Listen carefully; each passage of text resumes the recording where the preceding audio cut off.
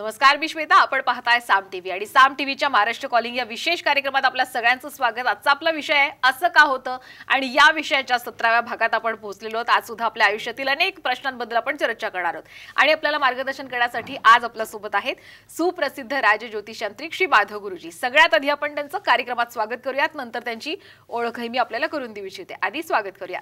नमस्कार गुरुजी. साईराम. आदेश. तर आपण चर्चेला सुरुवात करूयात, पण त्याआधी गुरुजींची ओळख मी आपल्याला करून देऊ इच्छिते. आज आपल्यासोबत श्री माधव गुरुजी आहेत आणि त्यांच्याबद्दल आपण नेहमीच्या कार्यक्रमांमधून जाणून घेत असतो आणि याच कार्यक्रमाच्या माध्यमातून आपल्या अनेक प्रश्नांविषयी खरं तर ते मार्गदर्शन करत असतात. सुप्रसिद्ध राजज्योतिषांत्रिक म्हणून आपण त्यांना ओळखतो. याशिवाय शुक्राचार्य अस्ट्रोलॉजी सेंटर इथून दिल्ली मार्फत त्यांनी ज्योतिषशास्त्रांचा विविध शाखांचा तब्बल 16 वर्षांचा अभ्यासक्रम पूर्ण करून राजज्योतिषांत्रिक ही पदवी संपादित केलेली आहे. एक गोष्ट आवर्जून नमूद करण्यासारखी आहे ती म्हणजे हा प्रदीर्घ अभ्यासक्रम पूर्ण केलेले महाराष्ट्रामध्ये फक्त 7 व्यक्ती आहेत आणि श्री माधव गुरुजी हे त्यापैकीच एक आहेत. श्री माधव गुरुजी हे रायगड जिल्ह्यातील असून त्यांच्या घराण्याला ज्योतिष विद्याशास्त्रांची 7 पिढ्यांची परंपरा आहे आणि श्री माधव गुरुजी हे 7वे वंशज असून ते कार्य आणि घराण्याची ज्योतिषशास्त्राची परंपरा खूप छान पद्धतीने पुढे चालवतात. तसंच श्री माधव गुरुजी हे कायद्याचे पदवीधर सुद्धा आहेत. प्रतिभा एस्ट्रोलॉजी रिसर्च सेंटर हे पनवेल आणि दादर इथं असून श्री माधव गुरुजी या दोन्ही सेंटरमध्ये आपली सेवा पुरवत असतात. तसं श्री माधव गुरुजी यांना भेटण्यासाठी आपण पनवेल या सेंटरवर तर सोमवार, मंगळवार आणि शुक्रवार या 3 दिवशी तर प्रत्येक शनिवारी आणि रविवारी शिवाजी पार्क दादर इथं आपण गुरुजींना भेटू शकता. तसंच श्री माधव गुरुजी यांचं मार्गदर्शन आता आपल्याला पुण्यात सुद्धा मिळणार आहे.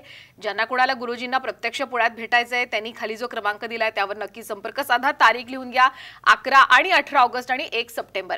याशिवाय गिरनार यात्रा, दत्तपीठ, नर्मदा परिक्रमा, तिरुपती यात्रा, चारधाम यात्रा अशा धार्मिक यात्रा श्री माधव गुरुजी नियोजित करत असतात. तर आपण याचा सुद्धा लाभ घेऊ शकता. स्वतः श्री माधव गुरुजी यांच्यासोबत आध्यात्मिक साधने सहित तुम्ही धार्मिक यात्रेचा लाभ घेऊ शकता. यासाठी सुद्धा खाली जो क्रमांक दिलाय त्यावर नक्कीच संपर्क साधा. गुरुजींचं आणखी एक वैशिष्ट्य म्हणजे राधे फाउंडेशन नावाची बहुउद्देशीय ट्रस्ट आहे. तसंच गुरुजींचं शिक्षण क्षेत्रात मोठं योगदान आहे. बाबा इंटरनॅशनल नावाची सीबीएसई स्कूल कर्जत इथे आणि गुरुजी त्याचे प्रेसिडेंट सुद्धा आहेत. चला तर मग आपण आजच्या चर्चेला सुरुवात करणार आहोत. गुरुजींना अनेक प्रश्न विचारायचे आहेत आणि सुरुवातीला प्रश्न खरं तर मला असाच विचारायचा आहे की असं अनेकदा म्हटलं जातं की एकमेका सहाय्य करू अवघे धरू सुपंत, आणि खरंच काही जण मिळून एकत्र काम करतात आणि चांगल्या पद्धतीने ते काम होतं सुद्धा, पण तरी सुद्धा प्रगती काही होत नाही असंही अनेकदा होतं. तर असं मुळात मग का होतं? मग यामागे काय कारण आहेत आणि मग याच्या मागे काही उपाय पण आहेत का? मॅडम, नॉर्मली असं बघितलं की लोक म्हणतात की मला कोणाचा सपोर्ट नाही माझ्या लाईफमध्ये, म्हणजे मी जे ते खूप स्ट्रगल करतो आहे. आणि 21व्या शतकामध्ये ना ही गोष्ट खूप आवर्जून जाणवली पाहिजे प्रत्येकाला की आता कॉर्पोरेट सेक्टरमध्ये कितीतरी जण एकत्र येऊन काम करतात म्हणजे, आणि त्याच्यामध्ये स्वतःची प्रगती करतात. आणि मग जे एक आपण ब्रीदवाक्य ऐकलेलं आहे म्हणजे की एकमेका सहाय्य करू अवघे धरू सुपंत, तर ही परिस्थिती खरोखरी आत्ताच्या पोझिशनमध्ये भरपूर जणांना लाभते. म्हणजे की सहकार्य करणारे किंवा सहाय्य करणारे भरपूर जण असतात. आणि त्याच्याबरोबर हेही प्रामुख्याने बघायला मिळतं की एवढं सगळे अवेलेबल असताना होणारी प्रगती किती आहे. म्हणजे तो होणारी प्रगती खूप नॉर्मल आहे. म्हणजे की काही जण प्रगती करू शकत नाही, काही जण त्याचा लाभ घेत नाही. मग याच्यामागे नक्की काय कारण असतं किंवा याच्यामागे नक्की काय रिझन आहे? तर याचा जर ॲस्ट्रोलॉजी अँगलनी म्हणजे की जर पूर्णपणे आपण स्टडी केला तर याच्यामध्ये तुमच्या कुंडलीमध्ये जसं रवी आणि बुध या ग्रहांचं दोघांचं कॉम्बिनेशन असतं. आणि कुंडलीमध्ये ज्यावेळेला रवी बुध एकत्र असतील तर 100% तुमच्या बाबतीमध्ये असं असतं की एकमेका सहाय्य करू अवघे धरू सुपंत. याच्याबरोबर दुसरं असं असतं की तुम्हाला कुठल्याही कार्याची सुरुवात केली तर तुम्हाला समोरून लोक सपोर्ट करतात, समोरून लोक तुमच्याबरोबर सामील होतात की आपण काहीतरी करायचं आणि तुम्ही जे करताय त्या गोष्टीला मी सपोर्ट करतो तुम्हाला. आणि हा सपोर्ट असताना सुद्धा कित्येक लोक काही करू शकत नाही. तर याच्या पाठीमागे म्हणजे 2 योग असतात. एक योग म्हणजे की सर्वात पहिले की ॲस्ट्रोलॉजी आउट ऑफ ॲस्ट्रोलॉजी बघितलं तर तुम्ही खूप आळशी असाल तर अशा प्रकारचा प्रॉब्लेम तुमच्या बाबतीत होऊ शकतो की लोक सहकार्य करायला तयार आहेत पण तुम्हालाच करायचं काय नाही, तुमच्या आळसामुळे तुम्ही पाठीमागे राहू शकता. कधी कधी असं असतं की लोक मदत करायला तयार आहेत पण हा मदत घ्यायलाच तयार नाही. म्हणजे तो ओव्हर कॉन्फिडन्स त्याच्यामध्ये असतो. जेव्हा ओव्हर कॉन्फिडन्स पाहिजे हा प्रॉब्लेम येतो की ह्याच्यामध्ये ओव्हर कॉन्फिडन्स आहे त्याच्यामुळे ही गोष्ट होऊ शकत नाही. म्हणजे की तो बाकीच्यांचं सहकार्य घेऊ शकत नाही आणि त्यामुळे मग ह्याच्यामध्ये अडून राहतं. आणि प्रॅक्टिकल ॲस्ट्रोलॉजी अँगलनी बघितलं तर गुरु आणि शनी ज्यावेळेला एकत्र येतात म्हणजे रवी आणि बुध एकत्र येतात त्यावेळेला गुरु आणि शनीचे वेगवेगळे योग बनतात. मग याच्यामध्ये सुनफा अनफा योग मिळतात. त्याच्या वेळेला ते लोक सहकार्याचा खूप चांगला फायदा घेतात. पण ज्या वेळेला गुरु आणि शनी एकत्र येतात त्यावेळेला मात्र हा प्रॉब्लेम 100% येतो की समोरून लोकांचं सहकार्य असतं, एकमेका सहाय्य करू अवघे धरू सुपंथ त्यांच्या बाबतीत अगदी ब्रीदवाक्य होतं. पण ते ब्रीदवाक्य असताना सुद्धा एवढे मदतीचे हात असताना सुद्धा त्यांच्या लाईफमध्ये कुठलं म्हणजे की प्रकार घडत नाही किंवा त्यांच्या लाईफमध्ये प्रगती कुठल्याही प्रकारची घडत नाही. ह्याचं एक सोपं उदाहरण द्यायचं झालं तर आमचे भारत जैन म्हणून एक क्लायंट आहेत. म्हणजे तर ते भारत जैन आहेत, त्यांच्या ह्याच्यामध्ये त्यांनी म्हणजे कापडाचा याचा घरचा व्यवसाय वगैरे, तर त्या व्यवसायामध्ये त्यांनी ठरवलं की नाही आपण ना पूर्णपणे स्वेटर वगैरे लोकरीच्या ह्याच्यामध्ये करू. आणि मला विचारायला मी म्हटलं खूप चांगलं याच्यामध्ये यश आहे तुम्हाला. आणि त्यांनी तो व्यवसाय चालू केला. म्हणजे तो व्यवसाय इतका म्हणजे सुपरहिट चालला की सगळीकडे ऑल ओव्हर महाराष्ट्रात त्यांचा माल जायला लागला. 1 वर्षामध्ये असं झालं की लुधियानामध्ये त्यांना फॅक्टरी चालवायला मिळत होती. 8.5 लाख रुपये डिपॉझिट द्यायचं आणि फॅक्टरी चालवायला घ्यायची पूर्णपणे. मी त्यांना सांगितलं की तुमच्या लाईफमध्ये ही गोल्डन ऑपॉर्च्युनिटी आहे, तुम्ही जा आणि सगळ्या प्रकारचं सहकार्य म्हणजे लुधियानामध्ये सगळं लेबर सप्लायपासून सहकार्य, तिथलं सगळं फॅक्टरीचं सहकार्य, याच्या व्यतिरिक्त म्हणजे की इकॉनॉमी सपोर्ट सगळ्या गोष्टी मिळत होत्या. आणि मेन इथे व्यापारी बाजारपेठ त्यांच्या हातामध्ये होती. आणि एवढं सगळं असताना सुद्धा केवळ म्हणजे की ते काही म्हणजे की आज जाऊ उद्या जाऊ अशा कारणापायी राहिले आणि गेले नाही. आणि मग तिकडे लुधियानाला गेले नाही, इकडे राहिले.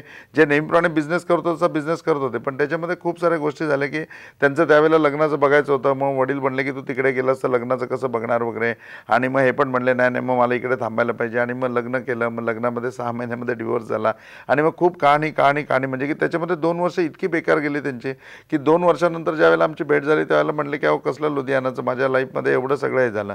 त्यावेळेला मी म्हटलं की बघा तुम्ही जर लुधियानाची ऑफर घेतली असते आणि तिकडे गेले असते तर हे लग्न झालं नसतं, हे समोरच्या मुलीकडचे 2 वर्ष थांबले नसते, तर ॲटोमॅटिक हे सगळं विड्रॉल झालं असतं. हे तुम्ही बळजबरीने इथे थांबले त्यामुळे हे सगळं लोडणं तुम्ही गळ्यामध्ये घेतलं. मग त्यावेळेला त्यांच्या लक्षात आलं. म्हणले मी आता लुधियानाला गेलो तर होईल का? मी म्हणलो 100% होईल म्हणून.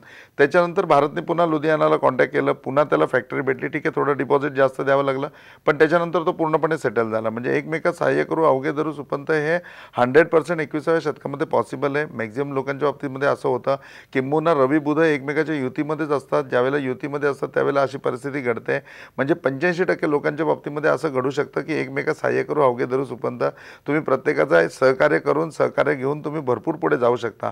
फक्त तुमच्यामधला आळस कमी करा. दुसरी गोष्ट म्हणजे की तुमच्यामध्ये जो ओव्हर कॉन्फिडन्स आहे तो अवॉइड करा. या 2 गोष्टी जर अवॉइड केल्या तर 100% याचा पूर्णपणे आपण ऑपॉर्च्युनिटीचा लाभ घेऊ शकतो आणि प्रगती करू शकतो. आणि सेकंड फॅक्टर हा की गुरु शनी जर तुमच्या बरोबर असतील म्हणजे की तुमच्या पत्रिकेमध्ये गुरु आणि शनी युतीमध्ये आहे तर मात्र निश्चितपणे हे ओव्हर कॉन्फिडन्स किंवा आळस या गोष्टीमुळे तुम्ही पाठीमागे राहू शकता. त्याच्याकरता अनेक उत्तम उपाय आहेत. म्हणजे की तुम्ही म्हणजे की बुधवारचा त्याच्याकरता उपास करू शकता, त्याच्याने खूप सारा फरक पडतो. पौर्णिमेचा उपास केला तर त्याच्याने खूप सारा फरक पडतो. ह्याच्या व्यतिरिक्त 12मुखी रुद्राक्ष आहे जो तुम्ही परिधान करू शकता की ज्याच्यामध्ये पूर्णपणे आळस आणि ओव्हर कॉन्फिडन्सच्या गोष्टीच निघून जातील. म्हणजे तर त्यामुळे तुमची पूर्णपणे प्रगती होऊ शकते. त्याच्यानंतर व्यंकटेश स्तोत्राचं रेग्युलर वाचन करू शकता. म्हणजे अशा अनेक उत्तम उपासना आहेत, साधना आहेत, मंत्र आहेत किंवा एक वेगवेगळ्या प्रकारचं तंत्र यंत्र वापरून तुम्ही पूर्णपणे या समस्येतून बाहेर निघू शकता. पण ज्यावेळेला तुमच्या बाबतीत असं होतं की एकमेका सहाय्य करू अवघे धरू सुपंथ त्यावेळेला तुम्ही वन ऑफ द एक लकी आहात. तुम्ही ही ऑपॉर्च्युनिटी बिलकुल घालवू नका. त्यावेळेला 100% तुम्हाला जर अशा कुठल्या समस्या येत असतील तर स्वतःमधला पहिला आळस आणि ओव्हर कॉन्फिडन्स कमी करा. आणि तरीही समस्या वाटत असतील तर 100% तुम्ही ॲस्ट्रॉलॉजीमध्ये या. याच्यामधला कुठलाही उपाय करून 100% तुम्ही प्रगती करू शकाल.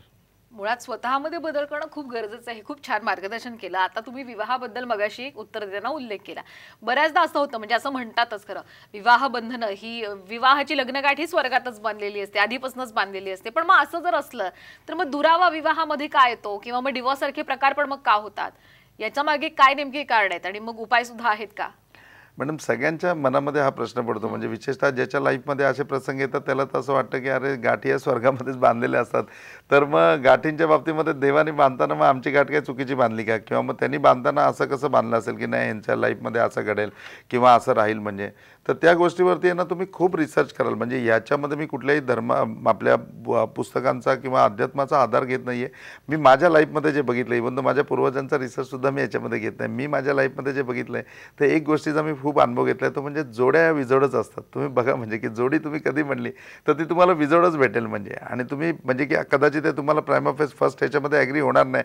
तुम्ही शांतपणे या गोष्टीवर रिसर्च करा. तुमच्या लक्षात येईल की जोड्या विजोडच आहेत. म्हणजे आणि त्या विजोड असल्यानंतरच चांगलं टिकू शकतं. म्हणजे ज्यावेळेला आपल्याला चांगलं टिकायचं असेल, दोघांमध्ये जर कर्तृत्व असेल, दोघांमध्ये सेम हे असेल सगळं, तर त्यांच्यामध्ये कॉम्पिटिशन राहील. ते नुसते प्रगतीच्या मागे धावतील, संसार करू शकत नाही म्हणजे. पण जोड्या ज्या वेळेला विजोड असतात ना, प्रगती त्याच वेळेलाच होते म्हणजे. आणि मग त्याच्यामध्ये तो संसार पुढे जात असतो म्हणजे. आणि मग ह्या जोड्या विजोड असताना असं का बरं असेल की जर स्वर्गामध्ये जोड्या बांधल्या गेलेल्या, स्वर्गामध्ये जर गाठी बांधल्या गेल्यात, हे जर आपण मानतो आणि या सगळ्या गोष्टीला जर आपण प्रमाण मानतो, तर मग असं का होत असेल म्हणजे. ही खूप मोठी समस्या प्रत्येकाच्या मनामध्ये असते किंवा प्रत्येकाच्या मनामध्ये हा विचार येतो. तर याच्यामध्ये बेसिक रिझन आहे म्हणजे की तुमचं जरी म्हणजे की विवाह वगैरे या सगळ्या म्हणजे गाठी असतील आणि या स्वर्गामध्ये बांधल्या जात असतील आणि या सगळ्या गोष्टी जरी असल्या, तरी तुमचं प्रत्येकाचं प्रारब्ध आहे, प्रत्येकाची कर्मदशा आहे, प्रत्येकाची कर्मगती आणि प्रत्येकाचे कर्मश्राप आहे. तुम्ही पाठीमागच्या जन्मामध्ये सुद्धा विवाहित होतात म्हणजे जसे तुमचे ह्या अगोदर अनेक जन्म झाले, त्या अनेक जन्मामध्ये प्रत्येक जन्मामध्ये तुमचा विवाह झाला असेल किंवा काही जन्मामध्ये तुमचा विवाह झाला नसेल, काही जन्मामध्ये तुम्ही पत्नी असाल, काही जन्मामध्ये तुम्ही पती असाल म्हणजे. तर याप्रमाणे जेंडर चेंज होऊ शकतं म्हणजे. पण बाकी कर्माची जी गती आहे, तुम्ही त्यावेळेला संसारामध्ये जसं सुख दिलंय समोरच्याला, तसंच सुख तुमच्या वाट्याला या जन्मामध्ये येऊ शकतं. तुम्ही चांगलं सुख दिलं असेल तर 100% तुमचा संसार खूप चांगला होऊ शकतो. तुम्ही जर तुमच्या जोडीदाराला काही त्रास किंवा काही क्लेश उत्पन्न केले असतील, तर त्यामध्ये जेवढा कालावधी होता तेवढा कालावधी 100% याच्यामध्ये म्हणजे की तुम्हाला भोगायला येऊ शकतो. माझं याच्यावरती प्रांजळ मत हे आहे की ज्या ज्या वेळी सूक्ष्म रिडिंग केलेत म्हणजे, आणि ज्यावेळेला माणूस डिवोर्स घेतो त्यावेळेला एका वेगळ्या मनस्थितीमध्ये तो येतो आणि खरोखरी त्यावेळेला सगळ्यांवरचा विश्वास उडालेला असतो. कधी कधी तर असं होतं की अरे लग्न होऊन आले आणि तिसऱ्या दिवशी ती मुलगी डिवोर्स घेऊन म्हणजे की माहेर निघून गेली, आता ती डिवोर्स मागते आणि 3 दिवसामध्ये ती एवढी ॲलिगेशन करते की नाही तुमच्या घरचे असेच आहेत, तसेच आहेत, हे ते ते त्या सगळ्या गोष्टी ऐकून म्हणजे की पुढची परिस्थिती खूप भयानक होते. कधी कधी 4-4, 5-5 वर्ष लोक त्याच मानसिकतेमध्ये आणि त्याच्यातच अडकून राहतात की त्याच्यामध्ये डिवोर्स पण होत नाही, डिवोर्स देत नाही आहे, बाहेर पडता येत नाही, काही 498 दाखल करतात आणि मग सगळ्या गोष्टी होतात. प्रॅक्टिकल अशा गोष्टी होत असतील त्यांनी खरोखरी कायद्याचा आधार घ्यायला पाहिजे. परंतु ज्यावेळेला असं होत असेल की आपलं नाही पटत, त्यावेळेला आपण बाजूला होणं हे सर्वात चांगलं राहील म्हणजे. आणि म्युच्युअल अंडरस्टँडिंगमध्ये डिवोर्स वगैरे आता कायद्याने पण खूप साऱ्या गोष्टी ओपन केल्यात, त्याचा लाभ घेऊन तुम्ही वेगळं व्हायला पाहिजे. निश्चितपणे असं आहे की फर्स्ट मॅरेज लाईफमध्ये तुमचा त्रास असेल तर सेकंड मॅरेज तुमचं हॅपी असू शकतं, सेकंड मॅरेजमध्ये तुमच्या प्रॉब्लेम नाही येऊ शकत, हेही होऊ शकतं. त्याच्यानंतर डिवोर्स किंवा ह्या सगळ्या गोष्टी होतात, त्याला दुसरं एक कारण आहे की तुम्ही लग्न करताना, मी अनेक कार्यक्रमामध्ये सांगतो किंवा ज्या ज्या ठिकाणी व्यासपीठावरती अशा प्रकारचा प्रश्न होतो त्यावेळेला मी सांगतो की नाही तुम्ही कुंडली बघूनच विवाह करा. कधी कधी असं असतं की तुमच्या कुंडलीमध्ये फर्स्ट मॅरेज लाईफमध्ये प्रॉब्लेमच असतो, मग त्याच्या वेळेला त्याला कुंभविवाह म्हणजे विष्णू विवाह म्हणतात, अर्कविवाह म्हणतात, अशा प्रकारचा विवाह करून त्या कर्माचा दोष तुमचा त्याच्यामध्ये पूर्णपणे जाऊ शकतो. आणि मग तुमचं जे लग्न होईल ते तुमचं समाजामध्ये दुसरं लग्न असेल, पण समाजामध्ये पहिलं लग्न असेल पण धर्माप्रमाणे दुसरं लग्न असेल, तर त्याच्यामधले ते क्लेश तुमचे पूर्णपणे निघून जातील. म्हणजे अशी समस्या जर तुमच्या पत्रिकेनुसार तुमच्या वाट्याला असेल तर 100% त्याच्यावरती उपाय आहेत की जे उपाय करून तुम्ही तुमचं मॅरेज लाईफ ओके होऊ शकता. पण त्यावेळेला हे करू शकता ज्यावेळेला तुम्ही लग्नाच्या अगोदर या गोष्टी बघाल. त्यामुळे जन्मकुंडली बघणं म्हणजे की लग्नाच्या वेळेला जन्मकुंडली मॅच करून बघणं खूप म्हणजे खूप इम्पॉर्टंट आहे की ते बघून करायला पाहिजे. आणि ते बघून केलं तर अशा प्रकारचे प्रॉब्लेम बरेचसे कमी होतील तुमचे. सेकंडरी थिंग की असं करून पण तुमच्या लाईफमध्ये प्रॉब्लेम असेल तर त्यावेळेला 100% त्याच्यावर उपायसुद्धा असतो. कधी कधी त्या ह्याच्यामध्ये नवचंडी यागाचा उपाय असतो, कधी कधी दशमहाविद्या हवन त्याच्यामध्ये येतं, कधी स्वस्तिक यंत्र त्याच्यामध्ये सांगितलं जातं, कधी त्याच्यामध्ये आणखीन सुखसमृद्धी यंत्र वापरलं जातं. तर असे वेगवेगळे त्याच्या प्रकारचे कर्मदोष किंवा कर्मश्राप किंवा कुठल्याही प्रकारचा तुमचा दोष असेल तो जाण्याकरता मांगल्याची सिद्धी ज्या ज्या गोष्टीमध्ये येते त्या सगळ्या गोष्टी पूर्ववत करून तुम्हाला पूर्णपणे तशा प्रकारचा समाधान दिलं जातं म्हणजे. आणि ते समाधान करून ते जीवन हॅपी पण होऊ शकतं, कन्वर्ट होऊ शकतं, आयदर ऑर त्याच्यामधून तुमची सुटका होऊ शकते. अनेक वेळेला असं होतं की पहिल्या लग्नामध्ये खूप प्रॉब्लेम होता, त्याच्यामधून कसे बाहेर पडले आणि मग सेकंड मॅरेज झालं तर इतकं सुंदर झालं की आता पहिल्या लग्नामध्ये एवढा त्रास झालेला होता आणि एवढं त्या सगळ्या गोष्टीची आठवण पण राहत नाही म्हणजे. तर मग त्यावेळेला प्रश्न पडतो की अरे मग हे लग्न एवढं चांगलं होतं, ही गाठ देवानी बरोबर बांधलेली, मग ती गाठ का चुकीची बांधलेली होती? तर गाठ बरोबरच बांधलेली होती पण तो समय तेवढाच होता आणि त्याच्यामधले जे भोग होते म्हणजे त्या जीवनामध्ये सुख कमी आणि भोग जास्त होते तुमच्या ह्याच्यामध्ये, ते भोगायचे होते तुम्हाला, ते तुम्ही भोगले आणि मग नवीन जीवनामध्ये आले. तर अशा प्रकारच्या समस्यामध्ये कुठे तुम्ही अडकला असाल तर नक्की एकदा खात्री करून घ्या. आणि त्याप्रमाणे माझं म्हणजे की आज साम टीव्हीच्या माध्यमातून तुम्हाला सगळ्यांना सांगणं आहे की अशा कुठल्या परिस्थितीत असाल तो वेळ अमूल्य आहे, आपल्या आयुष्यामध्ये पुन्हा ही वेळ येणार नाही म्हणजे. तर कुठेतरी सामंजस्याने विचार करून म्युच्युअल अंडरस्टँडिंगमध्ये डिवोर्स घेऊन नवीन जीवनाला सुरुवात करणं हा सर्वात चांगला उपाय राहील. आणि जर असं वाटत असेल की नाही तुमच्यामध्ये काही डेव्हलपमेंट होऊ शकते, तुम्ही एकत्र राहू शकता, तर डेफिनेटली तुम्ही ॲस्ट्रॉलॉजीचा सपोर्ट घेतला पाहिजे आणि ॲस्ट्रॉलॉजीचा सपोर्ट घेऊन त्याच्यावरती मार्गदर्शन घ्यायला पाहिजे. निश्चितपणे तुमचा एकतर संसार व्यवस्थित सुरळीत होईल, नाही तर वेळच्या वेळी तुम्ही बाजूला झाल्यानंतर पुढच्या लग्नामध्ये काही समस्या नसतील किंवा समस्या असतील तर त्याच्या उपाय करून पुढचं लग्न तुमचं सुखदायी होईल, तुमचा संसार सुखाचा होईल. गुरुजी खूप छान सांगितलं तुम्ही. विवाहाची समस्या असेल किंवा आयुष्यातली इतर कोणत्याही समस्या, अनेकदा काय होतं ॲस्ट्रॉलॉजीची मदत सुद्धा घेतली जाते आणि जे काही उपाय सांगितले जातात ते उपाय केल्यानंतर ते सिद्धही होतात आणि सुखी आयुष्य होतं. पण चांगला अनुभव आल्यानंतर सुद्धा काही दिवसांनी दुसरी समस्या उद्भवून जाते. असं का बरं होतं आणि मग काही उपाय आहेत का? मॅडम, माणसाच्या जीवनामध्ये ना समस्या या कंटिन्यू चालूच असतात. म्हणजे की समस्या त्याच्या जीवनामध्ये चेंज न होणारा पार्ट आहे म्हणजे. आणि ॲस्ट्रॉलॉजीमध्ये ज्यावेळेला माणूस येतो ना, त्याच्यावेळेला ॲस्ट्रॉलॉजीमध्ये खरं तर त्यांनी स्वतःची ओळख करून घेण्याकरता, स्वतःला जाणून घेण्याकरता यायला पाहिजे. पण ते करण्यामध्ये कुणालाही इंटरेस्ट नसतो. म्हणजे उद्या जर आम्ही त्याला बाकीचं भविष्य सांगत बसलो तर तो सांगतो की गुरुजी सगळं बरोबर आहे तुम्ही सांगता ते, पण मला सांगा ना मला नोकरी कधी लागेल. म्हणजे तो समस्यापुरताच आलेला असतो आणि त्या समस्यापुरता आलेला असताना त्याला तो भविष्याचा लाभ घेतो. आणि मग त्या भविष्याचा म्हणजे की त्याच्या समस्येवरती जे समाधान असतं, जे समाधानमध्ये त्याला उपासना मिळेल किंवा त्याला रत्न वापरायला सांगितलं जाईल, रुद्राक्ष वापरायला सांगितलं जाईल किंवा आणखीन काही स्तोत्र वाचायला सांगितलं जाईल, म्हणजे जे काही त्याला समाधान दिलेलं आहे ते समाधान तो त्या गोष्टीपुरतंच मर्यादित ठेवतो. आता कसं असतं की एखादी समस्या म्हणजे माणूस आमच्याकडे ज्यावेळेला येतो त्यावेळेला इतका प्रभावित होतो आणि भेटल्यानंतर त्याला खूप बरं वाटतं. मग त्याच्या पहिल्या मीटिंगमध्ये अप्रोच असतो, गुरुजी मला ना प्रचंड अध्यात्मामध्ये ओढ आहे, मला अध्यात्माबद्दल इतकं अट्रॅक्शन आहे ना, माझं फक्त नोकरीचं काम होऊ दे, एकदा जॉब लागला ना की सगळं व्यवस्थित होईल. मग जॉब लागण्याकरता आपण त्याला उपासना सांगतो की तू हे कर आणि तुझं होईल. हा पठ्ठ्या जातो, जॉबला लागतो. जॉबला लागल्यानंतर त्याचं सगळं चालू होत जातं रुटीन. मग जॉबला लागला म्हणून मग त्याचं लग्न होतं, लग्न झालं की त्याच्यानंतर मुलं होतात त्याला. आणि मग पुढे 4-5 वर्षांनी अशी कुठेतरी समस्या येते की कुठेतरी तो प्रॉब्लेममध्ये येतो. म्हणजे की आता त्याचं प्रमोशन होत नाही आहे किंवा त्याचं ॲप्रिझल होत नाही आहे किंवा त्याला तिथे कॉम्पिटिशन आहे. आणि मग त्यावेळेला ज्यावेळेला त्याच्या जीवनामध्ये स्ट्रगल येतं त्यावेळेला त्याला पुन्हा आठवण येते की आता आपण गुरुजींकडे जायला पाहिजे. आणि मग तेव्हा तो पुन्हा गुरुजींकडे येतो, पुन्हा ॲस्ट्रॉलॉजीमध्ये येतो. मग ॲस्ट्रॉलॉजीमध्ये आल्यानंतर तो म्हणतो की ओळखलं का मला? मग आपल्याला माहितीच असतं की याला खूप काही अध्यात्मामध्ये करायचं होतं. मग त्याची सगळी चौकशी केल्यानंतर आपण म्हटलं की आता काय प्रॉब्लेम आहे? मग तो म्हणतो नाही तुम्ही सांगितलं त्यामुळे नोकरी लागली. अहो तुम्ही सांगितलेली उपासना मी शनिवार उपासना म्हणजे उपास करत होतो, त्याच्यानंतर हनुमान चाळीसा वाचवतो, डेली मारुतीचं दर्शन घेत होतो, माझं काहीच अडलं नाही. पुढे माझं लग्न व्यवस्थित झालं, माझं कुटुंब खूप चांगलं आहे, मुलगा झाला गुरुजी, मला प्रत्येक वेळेला तुमच्याकडे यायचं होतं पण नाही वेळ मिळाला. आम्ही सांगतो ठीक आहे भाऊ, तुला अध्यात्मात खूप काय करायचं होतं, आता तू आलास तर मग आता काय प्रॉब्लेम? मग त्यावेळेला तो म्हणतो की आता मला ना जॉबमध्ये प्रमोशन नाही मिळते. अहो माझ्या पाठीमागचा आहे तो तर डिप्लोमा होल्डर आहे तरी तो पुढे गेला आणि मला प्रमोशन नाही मिळते, सांगा गुरुजी काय करायचं? मग त्यावेळेला त्याला विचारायचं हळूच की मग आता शनिवारचे उपास चालू आहेत का? मग तो म्हणतो नाही ते बंद केले. ते काय झालं, मुलाचा वाढदिवस नेमका शनिवारी होता, मग त्या ह्याच्यात तो उपास मोडला गेला, तो पुढे मोडलाच गेला. बरं ठीक आहे, मग हनुमान चाळीसा मारुतीचं दर्शन वगैरे चालू आहे का? नाही हो, जॉबवरनं यायला खूप उशिरा होतो त्यामुळे तेही संपले. म्हणजे थोडक्यामध्ये उपासना पूर्णपणे संपून जाते, साधना पूर्णपणे संपून जाते. मग त्याला विचारलेलं सर तू तर त्यावेळेला जॉबला लागताना पवळं घेतलेलं होतं, मग ते वापरतो ना? मग त्यावेळेला तो म्हणतो की नाही आता नाही, म्हणून पवळं नाही वापरत, आता ते गुरुजी कुठेतरी गाळ झालं. म्हणजे थोडक्यामध्ये समस्या संपल्यानंतर माणसाचं समाधान पण संपून जातं. आणि एकदा तुम्ही उपासना साधना सोडली की मग त्याच्यानंतर असं होतं की पापाचा घडा तुम्ही ऑलरेडी बरोबर घेऊन आलेले आहे, दोषाचा घडा ऑलरेडी बरोबर घेऊन आलेले आहे, कर्माचा घडा ऑलरेडी बरोबर घेऊन आलेले आहे. आणि हे सगळं तुमच्या डोक्यावरती असताना तुम्ही आता कर्म करायला जात आहे, त्याच्या वेळेला ज्यावेळेला तुमचं पापकर्म चालू होतं तुम्हाला त्या ठिकाणी प्रॉब्लेम यायला सुरुवात होते, कॉम्प्लिकेशन यायला सुरुवात होते. त्यामुळे पुण्याचा घडा कायम अबाधित ठेवायला पाहिजे. आपला पुण्याचा घडा जेवढा अबाधित राहील ना तेवढं बेनिफिट पूर्णपणे राहील. तर ॲस्ट्रॉलॉजीमध्ये आल्यानंतर तुम्ही सर्वात पहिले जी साधना दिली आहे ती समस्यापूर्ती न धरता ती कंटिन्यू करा. आणि प्रॅक्टिकल तुमच्या लाईफमध्ये जसं एक उत्तर आहे की एक समस्या गेल्यानंतर दुसरी समस्या येते, याचं बेसिक कारण 3च गोष्टी आहेत. म्हणजे ॲस्ट्रॉलॉजी प्रामुख्याने सांगते एक तर तुमच्यामध्ये पेशन्स नाही आहेत म्हणून तुमच्याकडे वारंवार समस्या येतात, तुम्ही खूप इमोशनल आहात म्हणजे की तुम्ही पूर्णपणे भावनात्मक आयुष्य जगताय, प्रत्येक भावना मनाला लावून घेताय, प्रत्येक प्रसंग मनाला लावून घेताय म्हणून तुम्ही त्रासामध्ये आहात.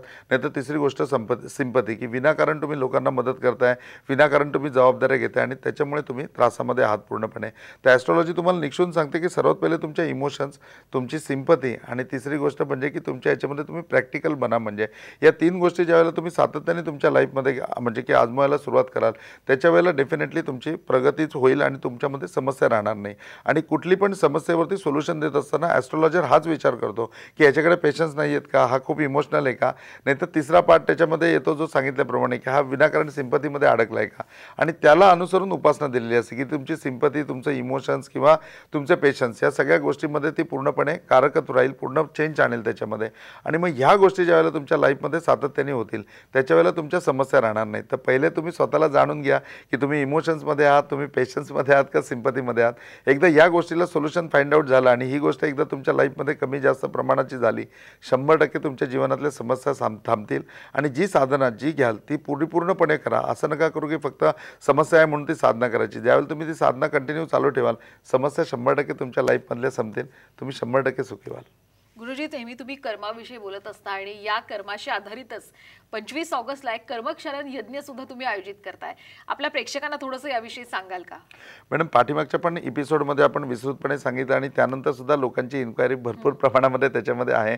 त्यामुळे तुम्ही आवर्जून हा प्रश्न विचारला तर कर्मक्षालन यज्ञ सोमनाथला आपण करणार आहे. म्हणजे सोमनाथ खूप पवित्र भूमी आहे. त्या मागच्या एपिसोडमध्ये मी सांगितले की तिथे सोमाला श्राप लागला आणि तो श्राप विमुक्त त्या ठिकाणी झाला, म्हणून त्या भूमीला तसं वरदान आहे की त्या ठिकाणी तशा प्रकारचं कर्म केलं जातं.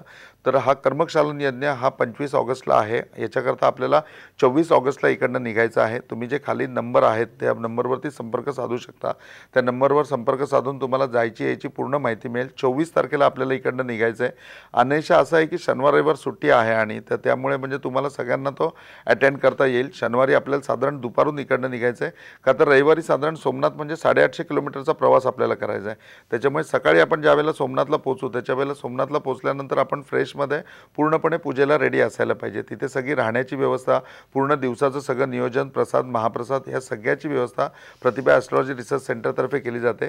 तुम्हाला फक्त व्हाईट धोतर आणि लेडीजला रेड किंवा ऑरेंज कलरची साडी एवढंच त्याच्याकरता जे विधिविधान आहे हे तुम्हाला तुमचं आणायचं आहे. बाकी सगळी तयारी प्रतिभा ॲस्ट्रॉलॉजीतर्फे तिथे केली जाते.